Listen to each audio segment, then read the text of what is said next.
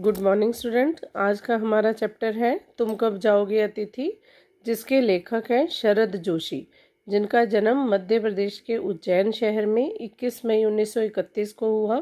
इनका बचपन कई शहरों में बीता और सरकारी नौकरी में भी रहे, पर इन्होंने अपने लेखन को आजीविका के रूप में अपना लिया और इन्होंने कई कहानियाँ लिखी, पर ये अधिकतर पूरी तरह से व्यंग लेखन में के अधिक प्रसिद्ध हुए। इनके व्यंग्यपूर्ण धारावाहिक, पटकथा और संवाद भी इन्होंने लिखे कि इनका व्यंग इनको हिंदी के काव्य साहित्य में प्रतिष्ठा दिलाने वाला था।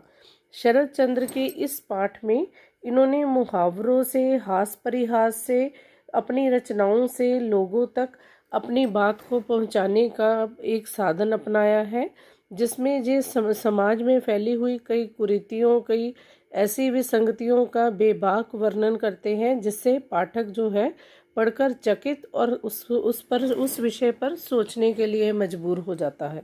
इस पाठ में भी इन्होंने तुम कब जाओगे अतिथि में शरद जोशी ने ऐसे व्यक्तियों के बारे में बात की है जो विशेषकर किसी परिचित या रिश्तेदार के घर बिना किसी पूर्व सूचना के चले जाते हैं और फिर वापस जाने का नाम ही नहीं लेते, और उनका इतने अधिक समय तक टिके रहना उस मेजबान के लिए कितना भारी समस्या उत्पन्न कर देता है, या उसकी मानसिक स्थिति में क्या क्या परिवर्तन आते हैं, और वह अपनी अतिथि देवो भव जो भारतीय सभ्यता संस्कृति का प्रतीक है, उसमें क्या क्या सोचने के लिए विवश हो जाता है, उसका वर्णन उन्होंने इस पाठ में बहुत ही व्यंग्यपूर्ण तरीके से किया है।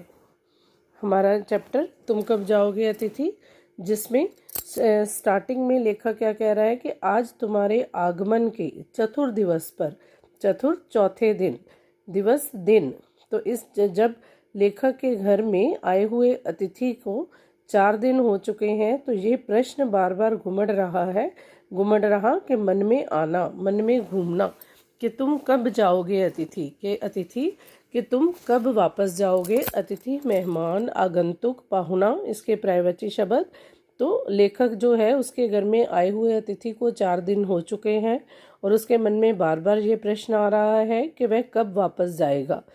तुम जहाँ बैठे निस्संकोच सिगरेट का धुआं फेंक रहे हो, उसके ठीक सामने एक कैलेंडर है, देख रहे हो ना। यहाँ पर विस्मय सूचक चिन्ह कि वह हैरानी से ये बताने का प्रयास कर रहे हैं कि तुम जिस स्थान पर बैठे हो उसके सामने एक कैलेंडर है, और तुम जहाँ पर निसंकोच बिना किसी संकोच के, बिना किसी डर के तुम बैठकर जहाँ पर रिलैक्स माइंड से सिगरेट पी रहे हो, उसके ठीक सामने एक कैलेंडर है जिसकी तारीखें अपनी सीमा में नम्रता से कि वो कैलेंडर जो है हवा से जब फड़फड़ा रहा है, तो उसको बड़ी नम्रता से लेखक ने ये बताने का प्रयास किया है कि मैं 2 दिन से तुम्हें दिखाकर ये तारीखें बदल रहा हूँ, और मैं जानता हूँ कि अगर तुम हिसाब लगा सकते तो तुम्हें पता होना चाहिए कि तुम्हें मेरे घर में आए हुए 4 दिन हो चुके हैं और तुम्हें अब यहाँ से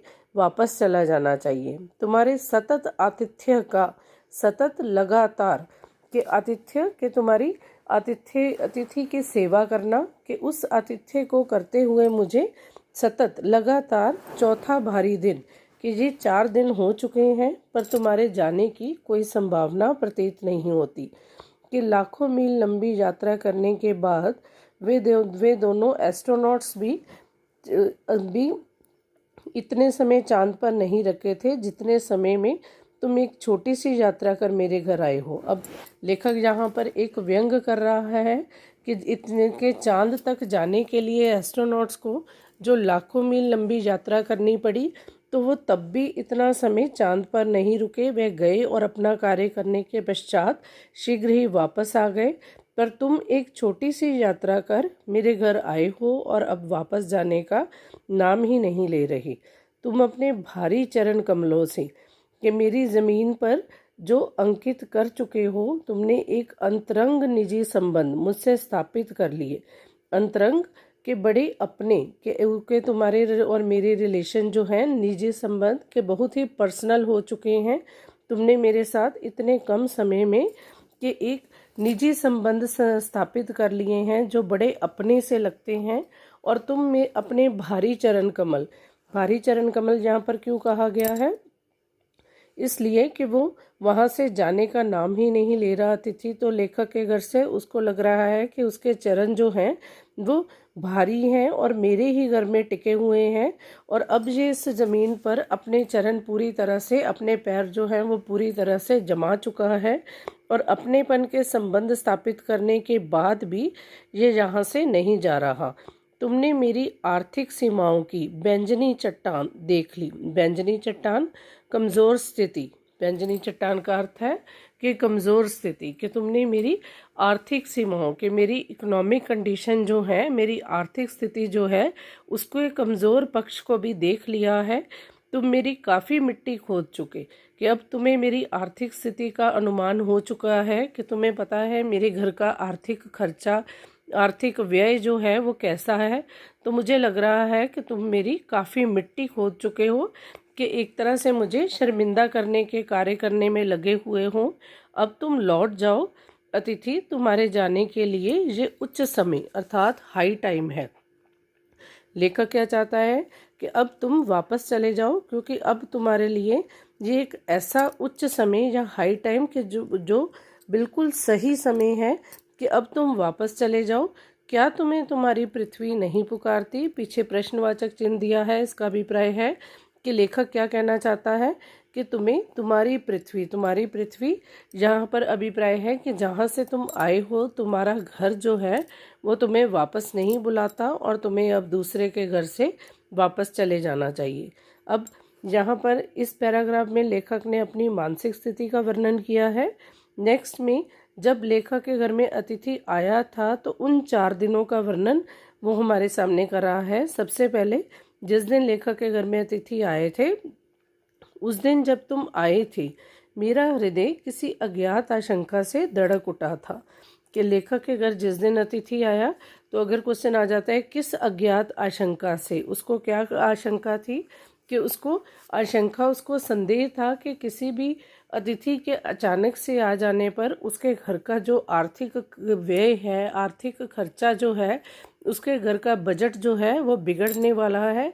इसलिए इस अनुमान से पहले ही उसका मन जो था वो भयभीत हो चुका था। अंदर ही अंदर कहीं मेरा बटुआ कांप गया, कि फिर भी मुझे लगा कि मेरी जेब पर भारी खर्च पड़ने वाला है, और इसलिए मुझे लगा कि मेरा बटुआ जो है तुम्हारे आने से अंदर ही अंदर कहीं कांपा हुआ महसूस करने लगा। उसके बावजूद एक स्नेह भीगी मुस्कुराहट के साथ, अब लेखक का अतिथि से मिलना पहले दिन, तो स्नेह प्रेम से भरी हुई मुस्कुराहट के साथ लेखक जो है अतिथि से गले मिलता है। उसकी पत्नी ने उसे सादर आदर पूर्वक नमस्ते की, और तुम्हारे सम्मान में अतिथि हमने रात के भोजन को एकाएक अचानक, कि हमने जो मध्यम वर्गीय परिवार के लोग हैं अपने खाने को जैसे वो रात के समय खाते हैं, तो उसने कहा कि मैंने उसको उच्च मध्यम वर्ग के डिनर में बदल दिया। कि तुम्हें स्मरण होगा कि वह लेखक जो है अतिथि को क्या याद दिलवा रहा है, कि तुम्हें मैंने खाने में एक अच्छा डिनर दिया था जिसमें 2 सब्जियां, रायता और इसके साथ मीठा भी बनाया गया। इस सारे उत्साह और लगन के मूल में एक आशा थी। मूल के कारण कि अगर इतने उत्साह और लगन के साथ तुम्हें अच्छा खाना खिलाया गया, तो इसके पीछे एक उम्मीद, एक आशा जो थी वो थी आशा थी कि दूसरे दिन किसी रेल से एक शानदार मेहमान नवाजी की छाप अपने हृदय में लिए तुम चले जाओगे। कि अभी भी मन में ये उम्मीद या आशा की किरण थी कि सुबह रेल से एक शानदार मेहमान की तरह तुम अपनी उस छाप को हमारे हृदय में छोड़ते हुए वापस चले जाओगे। हम तुमसे रुकने का आग्रह करेंगे मगर तुम नहीं मानोगे। कि लेखक के अनुसार कि वे एक शानदार मेहमान नवाजी की जो छाप है वो हमारे हृदय में छोड़कर वापस चला जाएगा। और जैसे कोई भी मेहमान जाने लगता है, तो जैसे हम अतिथि सत्कार में उसका स्वागत करने के साथ उसे भेजते, विदाई देते समय भी बार बार रुकने का आग्रह करेंगे, पर हमारे आग्रह को तुम नहीं मानोगे। एक अच्छे अतिथि की तरह, यहाँ पर उन्होंने फिर व्यंग किया है कि अतिथि वह जो रुकने का आग्रह करने पर भी मेहमान नवाजी को पूरी तरह से मानते हुए ले उसके घर से चला जाए, तो ऐसे ही तुम वापस चले जाओगे। पर ऐसा नहीं हुआ। दूसरे दिन भी तुम अपनी अतिथि सुलभ के एक सरल सी मुस्कान के साथ, जो अतिथि के चेहरे पर होती है, लिए हुए हमारे घर में ही बने रहे। हमने अपनी पीड़ा पी ली। अगर क्वेश्चन आ जाए लेखक ने किस बात के लिए अपनी पीड़ा या दुख को अपने अंदर समेट लिया और प्रसन्न बने रहे, कि किस बात का दुख, उसे उम्मीद थी कि दूसरे दिन अतिथि जो है उसके घर से विदाई ले लेगा, पर ऐसा नहीं हुआ। और जब सुबह अतिथि अपनी मुस्कान के साथ लेखक के सामने आता है, तो लेखक के मन में अब कहीं ना कहीं उस दुख को समेट कर वह प्रसन्न बनने का दिखावा करता है। स्वागत सत्कार के जिस उच्च बिंदु पर, अब जिस उच्च बिंदु के जो स्वागत सम्मान में हम तुम्हारे कर चुके थे, हम वहाँ से नीचे नहीं उतर सकते थे। अब रात का खाना अच्छा खिलाया है, तो नेक्स्ट अगले दिन दोपहर के भोजन को भी लंच के रूप में प्रस्तुत किया गया, कि उसको अच्छा खाना देने के लिए दोपहर के भोजन को भी लंच बना दिया गया, और रात को उसे सिनेमा दिखाया गया। ये हमारे सत्कार का आखिरी छोर था, कि आखिरी छोर किनारा, कि ये एक आखिरी किनारा था। इसका अभिप्राय कि वो कहना चाहता है कि मैंने जितना भी मेरा आर्थिक व्यय, मेरा बजट जो था वो खर्च कर सकता था, मैंने उससे अधिक खर्च तुम्हारे स्वागत में कर दिया था। अब इससे आगे कुछ करने की, जिससे आगे हम किसी के लिए नहीं बढ़े, और मेरी कुछ करने की हिम्मत नहीं थी। इससे अधिक स्वागत सत्कार हमने आज तक किसी का भी नहीं किया था। इसके तुरंत उसी समय हमें अभी भी आशा थी कि अब इतना सम्मान कराने के बाद वह विदाई का क्षण जरूर आ जाएगा, जब तुम हमसे विदा लोगे और हम तुम्हें स्टेशन पर छोड़ने जाएंगे। पर तुमने ऐसा नहीं किया। पहले दिन और दूसरे दिन का वर्णन करने के बाद अब तीसरे दिन के, क्योंकि 4 दिन से अतिथि लेखक के घर में रह रहा है, तो इन 4 दिनों में क्या क्या व्यवहार में और क्या क्या उनके सामान्य स्थिति में बदलाव आ रहे हैं। तीसरे दिन की सुबह जब तुमने मुझसे कहा मैं धोबी को कपड़े देना चाहता हूँ, कि अब तीसरे दिन कि ये इम्पोर्टेंट, कि जिसमें लेखक को अचानक से जब अतिथि ये कहता है कि मैं धोबी को कपड़े देना चाहता हूँ, तो ये आघात अप्रत्याशित था। अप्रत्याशित, जो सोचा ना हो, अचानक से घटने वाली घटना, आघात, सदमा, कि ये आघात अप्रत्याशित था और इसकी चोट मार्मिक थी। मार्मिक, हृदय को, मर्म को छूने वाली, हृदय को स्पर्श करने वाली, कि जब अचानक से उसने सुबह कहा कि मैं धोबी को कपड़े देना चाहता हूँ, तो ये एक ऐसा गहरा सदमा था जो अतिथि लेखक ने सोचा नहीं था। तो ऐसी अकस्मात घटने वाले इस आघात को, इस चोट को सहकर लेखक के हृदय को एकदम से ठेस सी लगी, कि उसके मन में एक चोट सी लगी कि अभी भी अतिथि यहाँ रुकना चाहता है, और ये अगर कपड़े धुलवा लेगा तो ये अभी यहाँ से जाने वाला नहीं। और तुम्हारे सामीप्य की वेला समय, समीप्य, समीपता के आपस में जो अपनापन था, वह समय एकाएक अचानक रबड़ की तरह खिंच गया, कि जिसमें आपस में कुछ न कुछ दूरी या तनाव पैदा हो गया। इसका मुझे अनुमान न था। लेखक का मानना कि उसे इस बात का अंदाज़ा नहीं था कि अचानक से उसके एक वाक्य कह देने से कि मैं धोबी को कपड़े देना चाहता हूँ, हमारे जो संबंध थे, जो समीपता थी, जो अपनापन था, वो एकदम से रबड़ की तरह खिंच गया। पहली बार मुझे लगा अतिथि सदैव देवता नहीं, वह मानव और थोड़े अंशों में राक्षस भी हो सकता है। अब लेखक का इस पंक्ति द्वारा ये प्रस्तुत करना कि अतिथि, भारतीय सभ्यता, भारतीय संस्कृति में ये माना गया है कि अतिथि देवो भव, कि अतिथि को देवता माना जाता है। पर लेखक का ये मानना कि 2 दिन बाद भी जब अतिथि जाने का नाम नहीं ले रहा, तो वह हमारी सभ्यता में देवता नहीं, मानव या उससे भी अधिक, थोड़े अंशों में या थोड़े उस मानव में थोड़ा रूप राक्षस का भी हो सकता है कि उस अनचाहे अतिथि को जिस प्रकार देवता का कार्य है केवल आना, आशीर्वाद और वरदान देकर वापस चले जाना, और जब वो मानव के साथ रहने का प्रयास करे तो वह कहीं न कहीं ऐसी स्थिति से छुटकारा पाने के लिए जिस प्रकार राक्षस से दूरी या राक्षस से अपने आप को छुटकारा पाने का प्रयास किया जाता है, ऐसे ही लेखक अनचाहे अतिथि को जो जाने का नाम नहीं ले रहा तो उसे राक्षस के साथ रिलेट कर रहा है, राक्षस के साथ उसकी उपमा या तुलना दे रहा है ताकि उससे किसी न किसी तरह से पीछा छुड़ाया जा सके। किसी लॉन्ड्री पर दे देते हैं, जल्दी धुल जाएंगे, मैंने कहा। लेखक के मन में अभी ये विश्वास था कि उसे जल्दी जाना है, कि तुम्हें वापस जल्दी जाना है तो इन कपड़ों को धोबी को देने की जगह किसी लॉन्ड्री पर दे देते हैं, किसी ड्राई क्लीनर करने वाले को दे देते हैं जो जल्दी धुलकर वापस आ जाएंगी। कहाँ है लॉन्ड्री, चलो चलते हैं। अब जब दोनों जाने लगते हैं तो मैंने कहा अपनी सहज बनियान पर औपचारिक कुर्ता डालने लगा।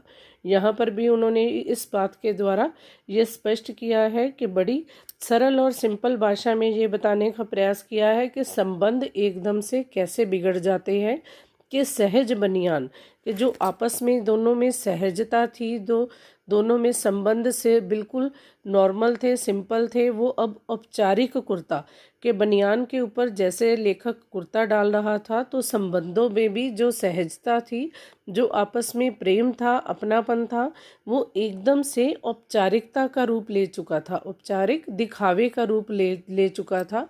अब संबंध केवल नाम मात्र दिखावे के बन गए थे जो पहले सहजता अपनापन लिए हुए थे। कहाँ जा रहे हैं, पत्नी ने पूछा। इनके कपड़े लॉन्ड्री पर देने हैं, मैंने कहा।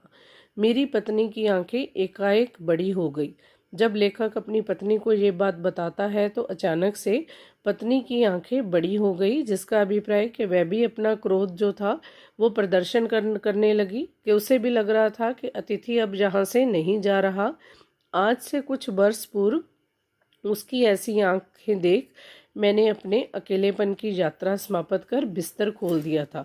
इसका अभिप्राय कि लेखक ये बताना चाहता है कि उसके जब आपस में दोनों के विवाह संबंध हुए तो तब भी उसकी पत्नी ऐसे ही बड़ी आंखों से उसे देखती है, जिसके कारण उसने उसके साथ पारिवारिक रूप में रहने के लिए तैयार हो गया था। पर अब जब उसकी आंखें बड़ी होती है तो मेरा मन छोटा होता है। इसका भाव कि पत्नी की आंखें बड़ी होना, इसका भाव कि कहीं न कहीं पति को, लेखक को ये प्रतीत होता है कि अब घर में कुछ न कुछ तनाव या कुछ न कुछ शांति भंग होने का अनुमान है। तो जब भी उसकी आंखें बड़ी होती है, जब भी वो किसी न किसी तरह से क्रोध में अपना व्यवहार प्रदर्शित करने के लिए अपनी आंखों द्वारा दिखाती है, तो उसका मन छोटा होना कि उसका हृदय कांप जाता है इस बात को सोचकर कि परिवार में कहीं न कहीं शांति भंग या तनाव पैदा होने की स्थिति है। वे इस आशंका से, पर इस समय लेखक बता रहा है कि अब वो इस आशंका से, कि इस डर के कारण वो आंखें बड़ी हुई थी, उसे इस बात का संदेह था कि अतिथि अधिक दिन ठहरेगा, कि उसे लग रहा था कि धोबी से कपड़े धुलवाने के बाद अब ये अतिथि और दिन रुकेगा और अभी ये अतिथि जाने वाला नहीं है। इस डर से पत्नी की आंखें बड़ी हो चुकी थी और आशंका निर्मूल नहीं थी। अब लेखक क्या कह रहा है कि उसका जो संदेह था, उसकी जो आशंका थी, वो निर्मूल, बिना कारण नहीं थी। निर प्लस मूल उपसर्ग जो है इसमें, निर प्लस मूल, र के साथ हलचिन के मूल कारण, के बिना कारण नहीं था उसका जो ये आशंका या संदेह था। अतिथि तुम नहीं जा रहे, अतिथि अभी भी घर पर है और वह वापस नहीं जा रहा। लॉन्ड्री पर दिए कपड़े धुलकर आ गए और तुम यही हो, कि लॉन्ड्री से कपड़े आने के बाद भी अतिथि जाने का भी नाम नहीं ले रहा। और तुम्हारे भरकम, अब इस पैराग्राफ में लेखक ने ये बताना है कि अतिथि के न जाने से उनके व्यवहार में क्या परिवर्तन आया। पहला, दूसरा और तीसरे दिन की बात वो कर चुका है। धोबी को वो लॉन्ड्री को कपड़े दिए गए और कपड़े धुलकर वापस आ गए। तो अब चौथे दिन का वर्णन लेखक कर रहा है, जिसमें वो अपने व्यवहार में आने वाले चेंजेस की बात करेगा, कि तुम्हारे भरकम शरीर से सलवटी पड़ी चादर बदली जा चुकी और तुम यही हो। कि अभी भी कि तुम्हारे उस शरीर के कारण जिस बिस्तर पर तुम सोते हो उस चादर को बदल दिया गया है, पर अभी भी तुम यहीं हो। तुम्हें अभी यहाँ से जाना चाहिए था पर तुम नहीं गए। तुम्हें देखकर फूट पड़ने वाली मुस्कुराहट, कि जो मुस्कान तुम्हें देखते ही चेहरे पर आ जाती थी, अब धीरे धीरे फीकी पड़कर लुप्त हो गई है। लुप्त, गायब हो जाना, कि वो अब कहीं ना कहीं समाप्त हो गई है। दोनों के संबंध, दोनों के आपसी प्रेम में क्या क्या परिवर्तन आ रहे हैं। ठहाकों के रंगीन गुब्बारे, ठहाकों, ऊंची आवाज में हंसना, जो कल तक इस कमरे के आकाश में उड़ते थे अब दिखाई नहीं पड़ते। कि हंसी की जो आवाज़ें इस कमरे में गूंजती थी, इस कमरे में उन उड़ने वाले रंगीन गुब्बारों की तरह कमरे में दिखाई देती थी, वो अब कहीं भी नहीं दिखाई देती। अब दोनों शांत अवस्था में चुपचाप मौन स्थिति में हैं। बातचीत की उछलती हुई गेंद चर्चा के क्षेत्र के सभी कोनलों से ठप्पे खाकर फिर सेंटर में आकर चुप पड़ी है। कि हो सकता है अतिथि लेखक से बात करने का प्रयास कर रहा हो, तो ऐसे में बात किए जाने पर उसकी तरफ से कोई रिस्पॉन्स ना मिलने पर वो उसको उसने क्या कहा है, किसके साथ उदाहरण दिया है कि जिस प्रकार गेंद कॉर्नर, कमरे के कोनों में गेंद उछल कर चारों कोनों में ठप्पे खाकर फिर सेंटर में आकर चुपचाप शांत अवस्था में रुक जाती है, ऐसे ही बात करने के लिए, अगर चर्चा करने के लिए कोई बात अतिथि छेड़ता भी है तो लेखक उसका कोई रिस्पॉन्स, कोई उत्तर नहीं देता और वह चुपचाप शांत अवस्था में बैठा है। अब इसे न तुम हिला रहे हो न मैं। अब उस बात को आगे चलाने के लिए किसी की तरफ से कोई प्रयास नहीं हो रहा और कमरे में शांति है। कल से मैं उपन्यास पढ़ रहा हूँ और तुम फिल्मी पत्रिका के पन्ने पलट रहे हो। उपन्यास, नॉवल, कि मैं कोई नॉवल पढ़ रहा हूँ और तुम फिल्मी पत्रिका मैगजीन, कि तुम किसी फिल्मी पत्रिका के पन्ने पेज, कि उसके पेजेस जो हैं वो पलट रहे हो। कि केवल सिर्फ दिखावे के संबंध है। कमरे में दो व्यक्ति बैठे होने पर भी आपस में कोई बातचीत नहीं, शब्दों का लेन देन मिट गया है। चर्चा के विषय चुक गए, समाप्त हो गए हैं। चुक जाना यहाँ पर है, समाप्त हो जाना। तो चर्चा कि चर्चा आपस में बात करने के लिए, आपस में कन्वर्सेशन करने के लिए जो भी टॉपिक थे हमारे पास वो सब अब समाप्त हो गए हैं। परिवार, बच्चे, नौकरी, अब जहाँ पर वो उन टॉपिक, उन विषय की बात कर रहा है जिन पर वो आपस में बात कर चुके हैं कि दोनों में संबंध कितने अपनेपन के थे। परिवार, बच्चे, नौकरी, फिल्म, राजनीति, रिश्तेदारी, तबादले, ट्रांसफ़र, पुराने दोस्त, परिवार नियोजन, महंगाई, साहित्य और लिटरेचर, और यहाँ तक कि आंख मार मार कर हमने पुरानी प्रेमिकाओं का भी जिक्र कर लिया है। और अब एक चुप्पी है। इन सब टॉपिक से, इन सभी विषयों से वो हमें ये बताना चाहता है कि लेखक और उस अतिथि में कितने अपनेपन के, कितने निजी और अंतरंग, कितने पर्सनल रिलेशन थे कि वो हर विषय पर उससे बात कर चुका था इन दो या 3 दिनों में। पर अब उसके साथ बात करने के लिए उसके पास कोई विषय नहीं था, क्योंकि अब उसका मन जो था इस आशंका से भयभीत था कि अतिथि उसके घर से नहीं जा रहा। तो अब उसे लग रहा था कि अब केवल मौन ही एक साधन है इस अतिथि को कहीं ना कहीं अपने घर से बाहर भेजने का। सौहार्द अब धीरे शने शने बोरियत में रूपांतरित हो रहा है। सौहार्द, अपनापन,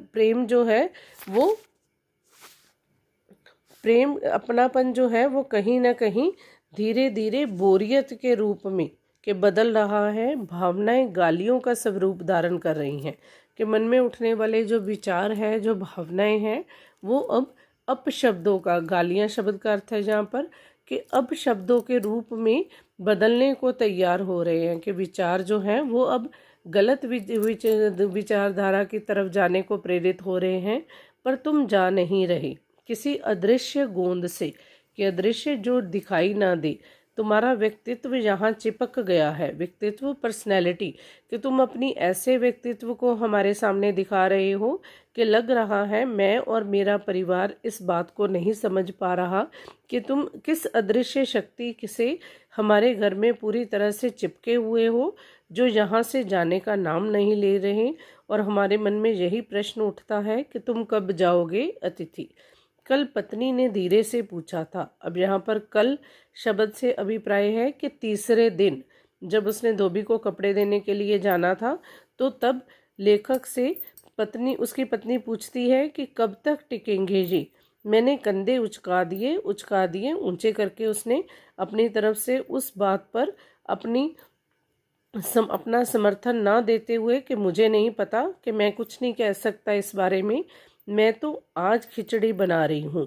अब अगर ये आ जाए कि ये वाक्य पत्नी किस दिन कहती है? चौथे दिन, जब अतिथि उनके घर में है, धोबी से कपड़े धुलकर आ चुके हैं, उनके व्यवहार में परिवर्तन आ चुका है, तो अतिथि की उस सम्मान की में कमी आने के साथ साथ उस लेखक की पत्नी क्या कह रही है कि मैं आज खिचड़ी बना रही हूँ, बनाओ। सत्कार की उष्मा समाप्त हो रही थी कि सत्कार सम्मान का जो शिखर था, सम्मान का जो जिस सम्मान तक वो अतिथि को ले जा चुके थे अपने खाने को डिनर और लंच के रूप में बदलने के बाद, अब वो एकदम से समाप्त हो रही थी, उसमें कमी आ रही थी।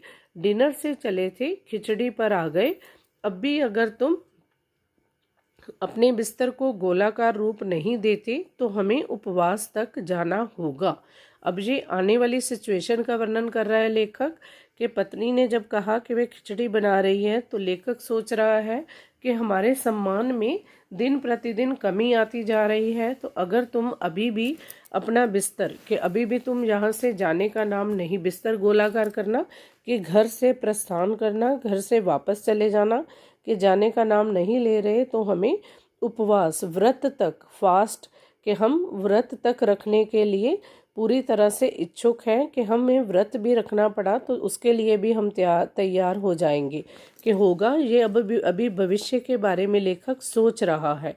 तुम्हारे मेरे संबंध एक संक्रमण के दौर से गुजर रहे हैं। संक्रमण, छूत का रोग, एक व्यक्ति से दूसरे को होने वाला। तो यहाँ पर जिस प्रकार कोविड के कारण व्यक्ति आपस में दूर रहते हैं, सामान्य सोशल डिस्टेंस, सामाजिक दूरी बनाए हुए हैं, ऐसे ही वो कह रहा है कि तुम्हारे और मेरे संबंध, इस समय हमारे दोनों के जो संबंध हैं वो एक ऐसे संक्रमण के दौर से गुजर रहे हैं जिसमें दूरी, अपनेपन में, लगाव में, प्रेम में कहीं ना कहीं कमी आती जा रही है। और तुम्हारे जाने का कि ये चरम क्षण है, कि ये अभी बिल्कुल सही समय है कि जब तुम यहाँ से चले जाओ, क्योंकि मेरे साथ तुम्हारा जो अपनेपन का संबंध है वो कहीं ना कहीं बना रहे, इसके लिए ये सबसे बढ़िया समय है कि तुम यहाँ से चले जाओ। तुम जाओ ना अतिथि। तो यहाँ पर उसका इस वाक्य को कहने का तरीका, या लेखक का इस वाक्य को कहने का जो अभिप्राय है वो ये कि वो अभी भी चाहता है कि वो अपने सम्मान को, अपने सत्कार को बनाए रखे और बिना उसको कुछ कहे वो अपने आप यहाँ से चला जाए। तुम्हें यहाँ अच्छा लग रहा है। अब यहाँ पर फिर से लेखक व्यंग कर रहा है कि तुम्हें यहाँ अच्छा लग रहा है ना। मैं जानता हूँ दूसरों के यहाँ अच्छा लगता है। अगर बस चलता तो सभी लोग दूसरों के यहाँ रहते, पर ऐसा नहीं हो सकता। अब यहाँ पर लेखक क्या कह रहा है कि हमें किसी दूसरे के जहाँ जाना अच्छा लगता है। किस लिए? क्योंकि हमें लगता है कि वहाँ पर हमारा सम्मान और कहीं ना कहीं हमें कुछ समय के लिए आराम मिलता है। तो दूसरे के साथ संबंध बनाने में, दूसरे के साथ समाज में अपनापन स्थापित करने में, रिश्तों में प्यार बनाए रखने के लिए एक दूसरे के जहाँ जाना अच्छा है। पर इसी के साथ लेखक ये भी व्यंग कर रहा है कि अगर ऐसा होता कि अगर बस चलता तो फिर तो लोग दूसरों के जहाँ ही रहते, पर ऐसा नहीं हो सकता। किस लिए? क्योंकि अपने घर का महत्व बताते हुए लेखक कह रहा है कि अगर ऐसा होता तो अपने घर की महत्ता के गीत इसी कारण गाए गए हैं, क्योंकि अपने होम को, अपने घर को स्वीट होम कहा गया है। क्योंकि मनुष्य कहीं भी रहे, कहीं भी जाकर समय व्यतीत कराए, पर जब तक वो अपने घर में आता नहीं तो उसे एक अलग तरह का एहसास होता है। पर जैसे ही हम अपने घर आते हैं कि एक अलग तरह की स्वतंत्रता, आराम की अनुभूति होती है, एहसास होता है। तो अपने घर को स्वीट होम कहा गया है, क्योंकि अपने घर का महत्व बताते हुए लेखक ये भी समझाना चाहता है कि जिस प्रकार हम अपने घर को प्यार करते हैं, अपने घर के महत्व के बारे में समझते हैं, तो ऐसे ही दूसरे के होम की स्वीटनेस को काटने ना दौड़ें।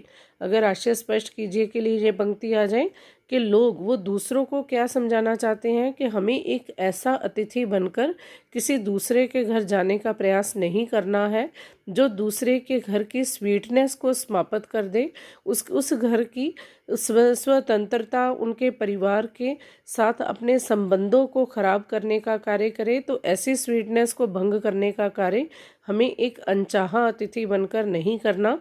और ये समझाते हुए हमें ये कहने हैं कि तुम्हें यहाँ अच्छा लग रहा है, पर सोचो प्रिय कि शराफत भी कोई चीज़ है और गेट आउट भी एक वाक्य जो बोला जा सकता है। क्योंकि अब जो है लेखक की सहन शक्ति की हद हो चुकी है, तो उसे लग रहा है कि 4 दिन से ये मेरे घर पर है और अभी इसने जाने के बारे में कोई सूचना नहीं दी है, किसी तरह से परिवार को सूचित नहीं किया कि वो कितने दिन अभी और रहने वाला है। तो ऐसे में अति लेखक का ये कहना कि मेरी शराफत जो है वो समाप्त हो जाएगी और मैं अपने इस संयम को नहीं बनाए रख सकता, और हो सकता है कि मैं उस वाक्य का प्रयोग कर दूं जिसे कहने के बाद कि मैं अगर गेट आउट शब्द कह दूंगा तो उस वाक्य को कहने के बाद मेरे और तुम्हारे संबंध जो हैं वो पूरी तरह से बिगड़ जाएंगे। अपने खर्राटों से एक और रात गुंजायमान करने के बाद कल जो किरण तुम्हारे बिस्तर पर आएगी वे तुम्हारे आगमन के बाद 5वें दिन को परिचित कराएगी।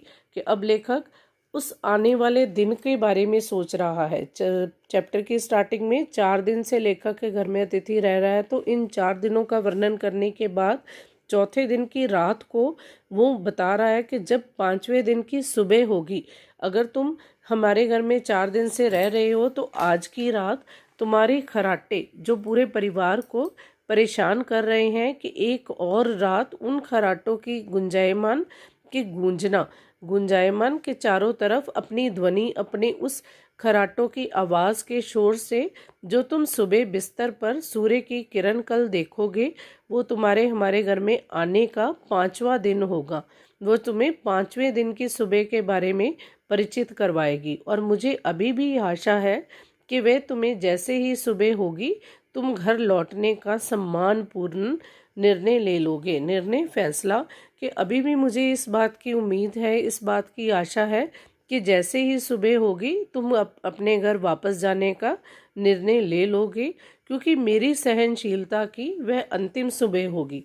कि लेखक को लग रहा है कि अगर कल भी अतिथि वापस नहीं गया तो उसकी सहनशीलता जो है, उसकी सहन शक्ति जो है वो समाप्त हो जाएगी, और फिर वो अपनी उस सहन शक्ति की समाप्ति पर क्या कर सकता है, उसके बाद मैं स्टैंड नहीं कर सकूंगा और लड़खड़ा जाऊंगा।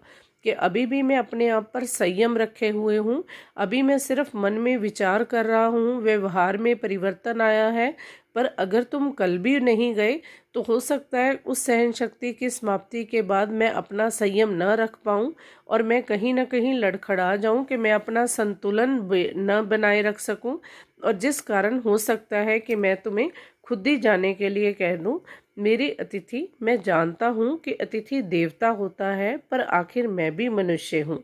कि अब लेखक का ये लास्ट में व्यंग करना कि अतिथि को भारतीय संस्कृति में देवता माना गया है, और उसके साथ वो ये भी बता रहा है कि पर मैं एक साधारण या सामान्य मनुष्य हूँ जिसमें कहीं ना कहीं हर तरह की स्थिति के साथ लड़ने की ताकत नहीं है। आज की महंगाई में, आज के दौर में परिवार का खर्चा चलाने की स्थिति में किसी अनचाहे मेहमान का आना एकदम से घर की आर्थिक स्थिति को बिगाड़ने का कार्य करता है।